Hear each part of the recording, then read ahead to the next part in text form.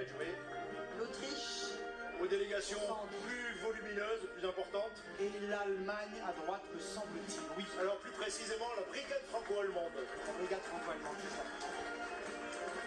Arrive ensuite l'Espagne, Chypre, la Bulgarie.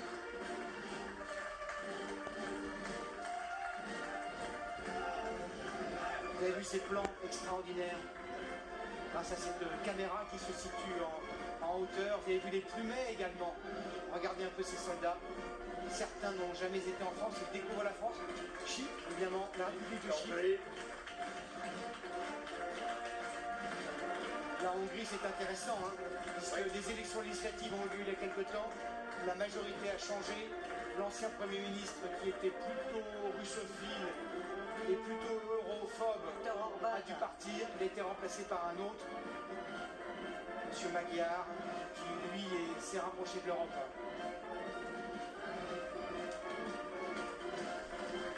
La Lituanie, justement. Ah oui, la Lituanie, pardon. À côté de la Lituanie, un tout petit contingent, le Luxembourg. oui, le Monténégro également, en rouge. À gauche, Voilà. le Monténégro. Et voilà, que l'on voit à l'image. Et puis je pense qu'ils vont être très applaudis, parce qu'après il y a les Britanniques. Rien ne les obligeait à être ici. Exactement. Ils ne sont pas membres, ils ne sont plus membres, pardonnez-moi, de l'Union européenne.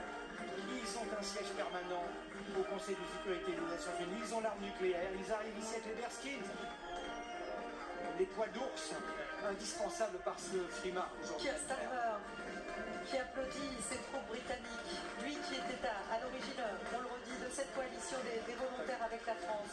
Ils sont très applaudis.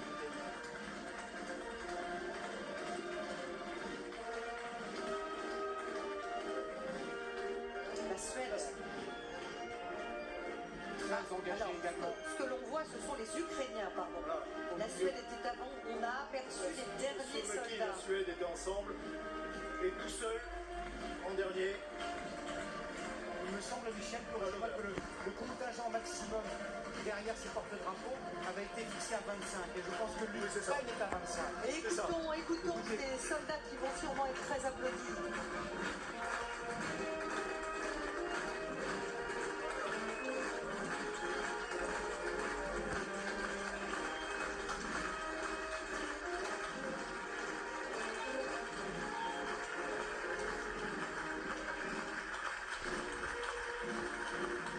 Ces hommes, ce sont les hommes de la garde présidentielle de Kiev. Donc le président Zelensky les connaît par cœur.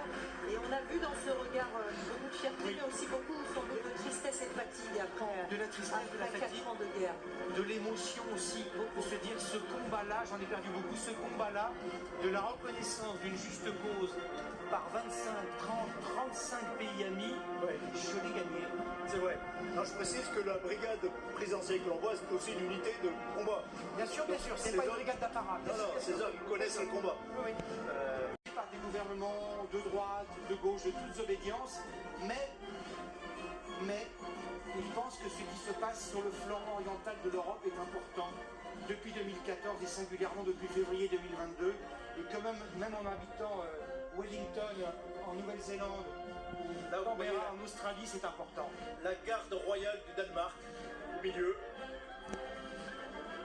Et ce groupe de 500 soldats se terminera avec la délégation la plus nombreuse, et c'est pas un hasard évidemment, la délégation ukrainienne avec 25 soldats ukrainiens. Ceux qui sont amateurs de football, aujourd'hui peuvent être reconnus évidemment ce drapeau à droite. C'est la Croatie.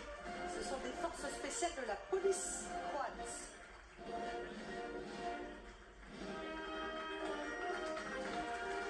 Alors qui va jouer au jeu des drapeaux? La Lettonie, la Lettonie avec la bande blanche horizontale, Les pays la bande blanche, les pays l'Irlande, baltes qui sont évidemment les premiers menacés par la Russie, hein, ils sont évidemment tous là. 3 pays baltes, Lettonie, Italie. Estonie, Lituanie.